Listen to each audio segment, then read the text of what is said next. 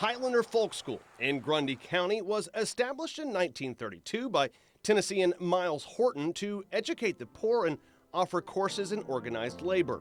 What Miles Horton attempted to do when he started Highlander was to educate those people and give them a voice in what he considered their role in American democracy, because they were being left behind.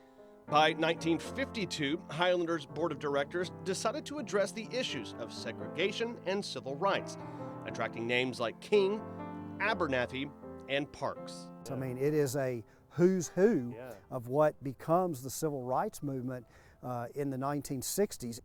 You know, Rosa Parks is here about 4 months before the Montgomery bus boycott, and she's learning about nonviolence. So people think, well, they think this is a little seamstress that just happened to not give up her seat on the bus. No, it was planned, and some of that planning took place here. And of course, when Rosa Parks was asked years later the role of Highlander and how it affected her, and she said Highlander was everything. The conversations at Highlander sparked new ideas about social justice. Laborers that came here to Highlander around 1944, 1945, and they brought this song with them.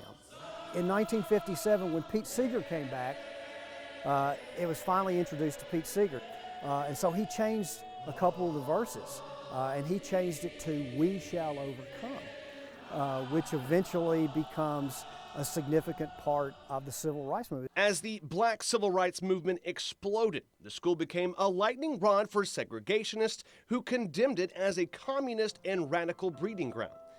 The Department of Justice and Hoover's FBI proclaimed Highlander innocent of all communistic accusations, but state and local officials still wanted the school closed.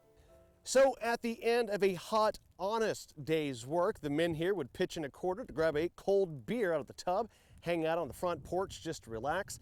But that was the technicality in which the state of Tennessee could forever close the doors here at Highlander: the illegal sale of alcohol. Highlander was operating kind of, I don't want to say illegally, but counter to the Jim Crow laws in the state. Which did not allow for whites and blacks to be in the same school, to stay in the same facilities at night, to swim in the same lake.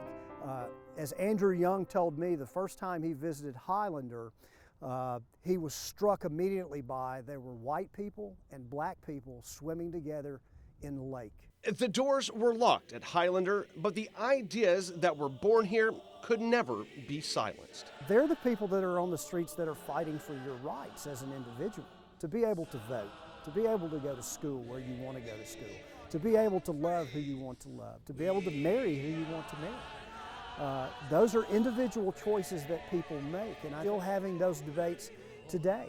It was a very accepting place for displaced people.